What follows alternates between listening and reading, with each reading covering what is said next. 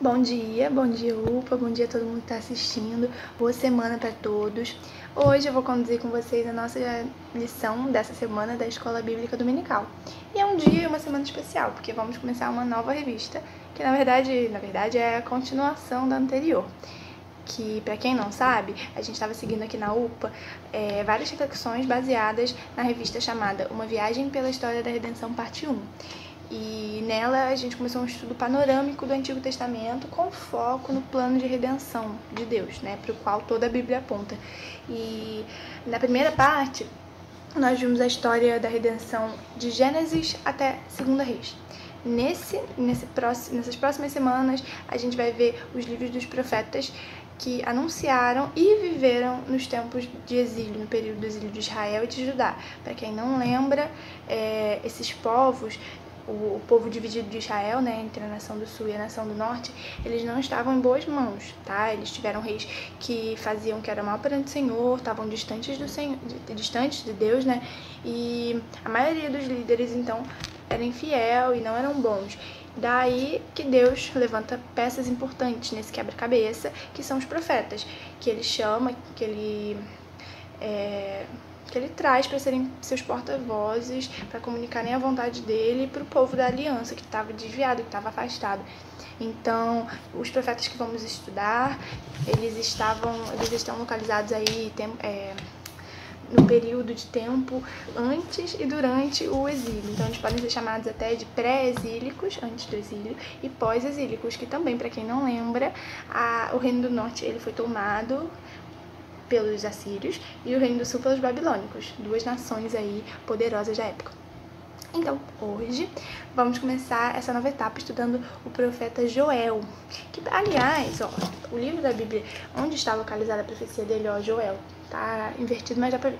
Joel aqui, ele é muito curtinho, eles são só 3 capítulos, tá vendo? Acabou. E é muito interessante, eu recomendo assim que vocês leiam, é tão rápido, uma leitura que vai com certeza edificar vocês, vai ajudar na nossa reflexão. Então leiam o livro de Joel, são 3 capítulos, e vamos refletir juntos um pouco sobre isso. Dando um spoiler, começando aqui, o tema-chave desse livro, dessa profecia, é o arrependimento. A gente vai ver como, mais uma vez, como o Senhor exige do seu povo conversão verdadeira, exige que o seu povo se converta a Ele de todo o coração, porque Ele é misericordioso, compassivo, tardio em irar-se e grande em benignidade. Então, o que significa isso? A esperança da nossa restauração, da nossa vida, está em Deus, que é quem exerce sua graça soberana, sua vontade maravilhosa e concede perdão ao seu povo. Então, é por aí. Mas vamos, antes de começar, fazendo uma oração, pedir para Deus guiar a nossa reflexão, que a gente aprenda bastante, né, juntos. Pai, muito obrigada pelo dia de hoje, muito obrigada por essa aula. Eu peço para que o Senhor abençoe cada adolescente, cada pessoa que esteja assistindo. Guia-nos com o Teu Espírito Santo por esse estudo bíblico. Deus, eu agradeço porque podemos estar hoje juntos, lendo a Tua Palavra e meditando nela. Eu peço para que o Senhor traga para nós muitas boas lições. Deus, cuida de cada um, cuida de mim, cuida de todos os que estão assistindo. E muito obrigada por esse dia, Deus. Em nome de Jesus, amém. Então, introduzindo aqui como coisa muito interessante também, é uma reflexão sobre como a gente muitas vezes olha para o Antigo Testamento, eu digo por mim mesma, sei lá, tanto pelo modo como a gente cresceu, a gente ouvia algumas histórias separadas e aí foi ficando meio assimilado de que eram histórias separadas, que eram peças soltas, entendeu? Cada um por si, que os personagens são histórias interessantes, algumas chatas, mas que cada um ali no seu lugar que a gente pode analisar separadamente. Mas na realidade, gente, vocês já pararam pra pensar que não é muito assim, tá tudo relacionado, né? Tudo se encaixa. E os personagens narrativos desse Antigo Testamento, eles são peças que fazem parte do plano de Deus, né? Como eu já falei, o plano de redenção. A Bíblia, então, é a história unificada sobre a história da nossa redenção. Sua preparação, desenvolvimento. E ela não só aponta, como eu falei, para Jesus, nossa salvação, mas também nos leva até Ele. Então, é muito importante a gente estudar também o Antigo Testamento. É importante a gente pensar nele assim como uma coisa só, como um quebra-cabeça. E todas essas peças, elas não são soltas, elas se ligam e formam uma imagem maravilhosa. a gente pode se lembrar também de algumas peças, né, desse quebra-cabeça, de lá no início, como Adão e Eva, nossos primeiros pais, desobedeceram a Deus no Éden e assim o pecado entra no mundo. E como muito tempo depois, Deus chama Abraão, lhe promete uma descendência numerosa e uma terra prometida, né? Promete uma terra. E aí, cerca de 500 anos mais tarde, essas promessas se cumprem com seus descendentes, as 12 tribos de Israel, que vão ser lideradas por Moisés e libertas da escravidão do Egito, guiadas depois pelo deserto, e com Josué, outro personagem, entram e possuem a terra de Canaã. Aí, com a morte de Josué, o povo é comandado por juízes, depois por reis, como Saul, Davi, Salomão. No tempo desses reis, desses 3 reis que eu falei, o reino estava unido. Mas depois, com o filho de Salomão, Roboão, quando ele assume o trono, ele provoca uma grande crise que faz com que o reino se divida. E aí 10 tribos, sob a liderança de um cara chamado Jeroboão, se rebelam e formam o reino do norte, ou Israel. As outras 2 tribos, elas continuam com Roboão no reino do sul, que passa a ser chamado de Judá. E os reis de Judá continuam sendo os descendentes de Davi, enquanto os reis do reino do norte, de Israel, eles vão passar por várias famílias, enfim. E aí a gente pode também pensar um pouco rapidamente os destinos e os reis, né, desses 2 reinos. Eu não sei se vocês lembram das semanas anteriores, mas vamos refrescar um pouquinho a memória, ó. E conforme, lembrando também vocês que conforme a gente pode ler na Bíblia, aqui no livro de 2 Reis, todos os reis do norte foram maus, e muitos do sul, mesmo tendo sido bons, não conseguiram controlar ali totalmente a idolatria, que corria solta pelo povo na época. E desagradava a Deus, tá? Bastante. Então, como eu mencionei mais cedo, nessas próximas semanas, a gente vai estudar juntos as mensagens dos profetas, nesse contexto exatamente. E a relevância delas, tanto para o povo da época, né, o que a gente pode pensar sobre aquele contexto, mas também no nosso. Também tem relevância, também tem aplicação para nós. Então, vamos ver, claro, como todas elas apontam para a história da redenção.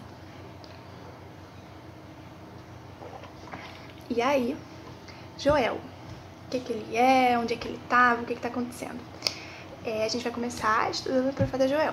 E a profecia dele não tem data, a escritura não menciona ele em nenhuma outra parte, então não tem muita informação sobre ele ou sobre a época que ele profetizou. Mas alguns estudiosos acreditam que tenha sido cerca de 830 a.C. E aí ele ficaria ali mais ou menos junto com Obadias, como os primeiros estudos proféticos, os primeiros escritos proféticos. Então, mas o que a gente pode ver aqui pelo livro, por Joel, pela profecia aqui registrada, são seus ouvintes, para quem ele estava falando, e um pouco do contexto das mensagens. Olha, eu vou ler aqui em Joel 1, de 1 até 3. Palavra do Senhor que foi dirigida a Joel, filho de Petuel. Ouvi isto, vós, velhos, e escutai todos os habitantes da terra. Aconteceu isso em vossos dias? Ou nos dias de vossos pais? Narrai isto a vossos filhos, e vossos filhos o façam a seus filhos, e os filhos destes a outra geração. Então, olha, para quem ele estava dizendo, os seus ouvintes, ó, os velhos e todos os habitantes da terra. Bem geral, né? Muita gente. Resumindo, tá? Falando ali pro pessoal, pro povo. E aí no versículo 4 a gente pode ver um pouco do contexto, olha, de como é que estava Israel na época. Tava bem não. Ó, versículo 4 de Joel 1. O que deixou o gafanhoto cortador comeu o gafanhoto migrador. O que deixou o migrador comeu o gafanhoto devorador. O que deixou o devorador comeu o gafanhoto destruidor. Então, naquela época, na época dessa profecia, uma terrível praga de gafanhotos devastou a terra. Tava tudo destruído, tava tudo, as colheitas, foi tudo horrível. E isso acontece também um pouco porque o povo de Deus estava em pecado, estava distante do Senhor, distante da sua missão, e tá tudo dando errado, basicamente. Então é nesse contexto que a gente pode analisar e aprender alguns temas importantes de Joel. E, em primeiro lugar, claro, a aliança do Senhor com o seu povo. Que mesmo que esse termo aliança não esteja expressamente escrito aqui, é algo que está evidente, muito evidente. Vocês lembram que Deus fez uma aliança com Abraão? Ó, vou voltar aqui na Bíblia, lá em Gênesis 12, sem perder a parte que eu estou de Joel. Ó, Gênesis 12, de 1 até 3, Deus falando com Abraão, para quem não lembra. Ora, disse o Senhor a Abraão: sai da sua terra, da sua parentela e da casa de teu pai, e vai para a terra que te mostrarei. De ti farei uma grande nação, e te abençoarei e te engrandecerei o nome. Sê tu uma bênção. Abençoarei os que te abençoarem, e amaldiçoarei os que te amaldiçoarem. Em ti serão benditas todas as famílias da terra. Então, a gente vê como o Senhor promete que de Abraão viria uma abençoada, numerosa família, por meio dela todas as nações seriam abençoadas, e aí a família dele cresce e se torna o povo de Israel, e muito tempo depois Deus reafirma sua aliança, lá em Deuteronômio 11, de 26 a 28, olha só, versículo 26. Eis que hoje eu ponho diante de vós a bênção e a maldição. A bênção quando cumprides os mandamentos do Senhor, vosso Deus, que hoje vos ordeno.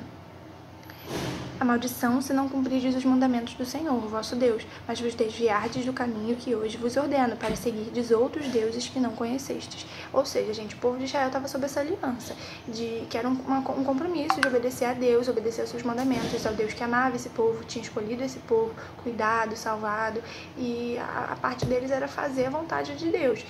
Mas anos depois o Senhor reafirma, também renova essa aliança de novo com Davi, promete um reino eterno para ele, para sua descendência. E é justamente por causa da quebra dessa aliança, a desobediência a Deus, que o Senhor chama Joel para ser seu porta-voz, anunciar que Israel não estava cumprindo com seu compromisso, não estava cumprindo, e era um tropeço para as nações.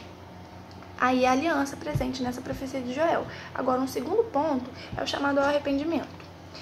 E o profeta expõe o fracasso de Israel e anunciou o dia do Senhor, chama o povo ao arrependimento. Esse é o tema-chave, como eu falei mais cedo da sua mensagem, o arrependimento. Ao se arrepender, então, Israel podia ser perdoado, receber a salvação e as bênçãos da aliança, que era o combinado, era a aliança, era o pacto deles com Deus. Obedecer e receber as bênçãos, receber o cuidado divino. Então, em Joel, olha o que diz em Joel 2:13. Rasgai o vosso coração e não as vossas vestes, e convertei-vos ao Senhor, vosso Deus, porque Ele é misericordioso, compassivo e tardio em irar-se, e grande em benignidade, e se arrepende do mal. Então, o que a gente pode pensar sobre como é esse arrependimento que Deus espera do povo, né? É um arrependimento que é interior e não só exterior, né? Era comum que a pessoa ficava triste, ficava de luto, ela rasgava as suas vestes, chorava e fazia ações exteriores, externas, como jejum, clamar a Deus em público. E Deus não quer só isso, Deus quer o arrependimento que seja interno, que seja no coração, e que fuja de ser remorso, né? Que pode acabar sendo remorso. Que, aliás, vocês sabem qual é a diferença entre remorso e arrependimento? Vale trazer essa questão. O remorso é uma tristeza pelas consequências, uma tristeza pelas consequências do pecado, e não pelo que você fez de errado, mas pelo que isso ocasionou. O povo de Israel tinha motivo para estar triste, né? O pecado deles trouxe consequências. Por exemplo, os gafanhotos devastaram essa terra. Mas o arrependimento, que é diferente, é uma tristeza diferente, uma tristeza por afligir o coração de Deus, uma tristeza por ter se afastado do Senhor, por ter chateado o Senhor. O arrependimento verdadeiro afasta o remorso e produz mudança. Tá aí a chave, gente. O Senhor exige que demonstremos sinceridade do arrependimento, convertendo-nos a Ele genuinamente, de verdade, de todo o coração, não de aparência ou enfim. Ao tratar porquê do arrependimento, Joel relembra que a motivação está firmada na própria natureza de Deus. Por que a gente deve se arrepender? Porque Deus é misericordioso, sensível, bondoso, não se ira facilmente e se arrepende do mal. A segunda parte que eu acabei de ler, porque Ele é misericordioso, compassivo, tardio em irar-se, grande em benignidade e se arrepende do mal. Então, gente, a esperança de restauração está em Deus, que exerce sua graça, como eu já falei, concede arrependimento, perdão ao povo. O chamado ao arrependimento é expresso em toda a Bíblia, porque Deus sabe que a gente peca, Deus sabe que a gente se afasta dele. Então, Ele chama a gente, Ele chama o povo de Israel e também nós hoje, seu povo, para nos arrependermos e para voltarmos para Ele. Agora, um terceiro tema importante da profecia de Joel é a esperança para o futuro. o Joel também fala sobre o futuro, o cumprimento das promessas divinas. Elas se tornariam realidade quando, e não se, Israel se arrependesse e observasse a aliança. Ou seja, a partir do versículo 28, a gente vai ver um pouco sobre essas promessas que Deus faz para o seu povo por meio de Joel para o futuro. Versículo 28, eu vou lendo. Acompanha aí na sua Bíblia. E acontecerá depois que derramarei o meu espírito sobre toda a carne, vossos filhos e vossas filhas profetizarão, vossos velhos sonharão e vossos jovens terão visões. Até sobre os servos e sobre as servas derramarei o meu espírito naqueles dias. Mostrarei prodígios no céu e na terra, sangue, fogo e colunas de fumaça. O sol se converterá em trevas e a lua em sangue, antes que venha o grande e terrível dia do Senhor. E acontecerá que todo aquele que invocar o nome do Senhor será salvo, porque no monte de Sião e em Jerusalém estarão os que forem salvos, como o Senhor prometeu, e entre os sobreviventes, aqueles que o Senhor chamar. Então, lendo esse texto, a gente pode até lembrar um pouco de algumas coisas que a gente já ouviu falar em outro momento, né? Talvez no Novo Testamento. Sim. Paulo, inclusive, usa o verso 32, esse, né? E todo que invocar o nome do Senhor será salvo, é usado lá em Romanos. E para dizer que por causa de Jesus não há mais distinção entre a descendência de Abraão e nós. Olha que maravilha! Então, a vinda de Cristo, descendente de Abraão, cumpre a promessa da aliança de abençoar todos os povos da terra. O povo eleito não está mais restrito a uma nação, só a nação de Israel, mas abrange pessoas de todos os povos, de todo o mundo, inclusive nós. Isso é incrível, eu amo isso. E o cumprimento dessa profecia também já iniciou lá em Pentecostes, né? Essa parte de derramar o Espírito, das pessoas profetizarem. Lá em Atos 2, entre o versículo 16 e 21, está registrado isso, o Pentecostes, quando o Espírito do Senhor é derramado nos crentes e eles foram capacitados a falar de Jesus. Então, isso é muito legal, né? Essa terceira questão aqui das promessas de Deus. E chegando então ao fim, o que a gente pode pensar sobre os dias de hoje, à luz do profeta Joel? Bom, lá no passado, Deus usava profetas como Joel, para dar esperança ao seu povo e para chamá-los ao arrependimento, enfim. Hoje, no contexto atual, não temos profetas, mas Deus usa a sua palavra. O chamado divino ao arrependimento também é pra gente, como eu falei mais cedo. Não era só para Israel, não, também é para nós, que somos povo de Deus, que também fazemos parte da nova aliança. E, em Joel 2, versículo 12 até 13, olha o que diz. Versículo 12 e 13. Ainda assim, agora mesmo, diz o Senhor, convertei-vos a mim de todo o vosso coração, e isso com jejuns, com choro e com pranto. Rasgai o vosso coração e não as vossas vestes. Convertei-vos ao Senhor, como eu já li antes, vosso Deus, porque Ele é misericordioso e compassivo, tardio em irar-se e grande em benignidade, e se arrepende do mal. Gente, esse chamado também é para nós, tá? Resumindo, o Senhor nos exorta também a nos converter a Ele de todo o coração.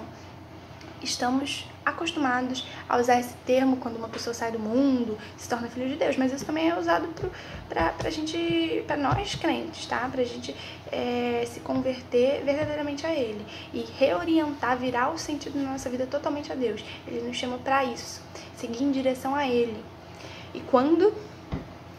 Agora mesmo. Não podemos enrolar nem demorar para redirecionar a nossa vida e vivê-la de modo agradável ao Senhor. Então, galera, será que a gente está caminhando em direção a Deus? Se não, o arrependimento é a saída. Podemos e devemos redirecionar nossa vida agora mesmo, tendo a certeza de que Deus é o único que pode nos guiar para o caminho certo. A gente precisa também orar por isso, pedir para que o Senhor nos guie pelos seus caminhos. E o livro de Joel nos adverte e chama a conversão sincera e a santidade de vida, sendo também fonte de esperança, porque podemos nele encontrar consolo nessas promessas, nessas bênçãos do Senhor para nós. Afinal, a gente também faz parte dessa aliança e dessa história maravilhosa de redenção. Graças a Deus, né? E era isso que eu tinha para falar. Agora eu queria agradecer para todo mundo que assistiu. Queria novamente recomendar para quem ainda não leu, nesse tempinho aí que eu dei para ler, leia o livro de Joel, no Antigo Testamento. Tá entre Oséias e Amós. E é uma coisa assim maravilhosa. Leiam a Bíblia, vamos sempre ler a Bíblia. E orar. orar agora para terminar nossa aula e pedir para que o Senhor cuide de todos nós, que Ele cause na gente um arrependimento sincero todas as vezes que a gente erra, todas as vezes que a gente errar, porque nós vamos errar. É bem provável que a gente não erre, então que a gente peça para que o Senhor nos guie até Ele, né? Às vezes a gente fica perdido e não sabe para onde está indo, mas tá aqui, ó, nosso guia. Não tem porque a gente se afastar da Bíblia, não tem porque a gente se afastar de Deus. Vamos orar? Senhor Deus, muito obrigada por essa lição, muito obrigada pelas tuas palavras que são vida, que são verdadeiras, que são eternas. Eu agradeço porque nós podemos estar juntos aqui estudando, refletindo e trazendo ensinamentos para adolescentes, para qualquer pessoa que esteja assistindo. Deus, eu agradeço muito pelo teu amor, pelo teu plano de redenção, pelo teu cuidado, pela tua salvação. Eu sou grata, Deus, a ti por nos amar, nos escolher, mesmo que a gente não mereça, Senhor. Eu peço então agora para que o Senhor guie-nos pelos teus caminhos, nos ajude a redirecionar nossa vida para o lugar certo, para o caminho certo, Deus. Nos guie em direção a Ti, nos guie em direção à Tua vida, à Tua salvação, porque essa é a saída para nós que somos pecadores, que precisamos de Deus, precisamos de Ti, Pai. Então guia-nos, guia a mim, a todos os que estão assistindo, nos ajude a sempre direcionar nossa vida, direcionar nossos propósitos para Ti, Deus, para o Senhor somente, que o Senhor seja prioridade nas nossas vidas, que o Senhor seja o nosso alvo e o nosso objetivo principal, Deus, alcançar o Senhor, estar próximos de Ti. Eu peço isso, agradeço muito por essa aula, agradeço pelo dia de hoje, agradeço pela minha vida e pela minha família, Deus. E entrego a Ti tudo, entrego a Ti minha família, minha vida e peço por mim e por todos nós. Em nome de Jesus Cristo, oramos. Amém. Pronto. Muito obrigada por todo mundo que viu até aqui. Essa aula ficou um pouco mais curta, mas eu acho que eu consegui falar tudo que eu queria. E eu espero que vocês leiam a Bíblia de novo, falo de novo, e levem isso pro coração, gente. Porque essa é a coisa mais importante que a gente pode fazer nas nossas vidas aqui na Terra, é buscar a Deus, tá bom? Então, um beijo. Tchau pra todo mundo. Bom domingo.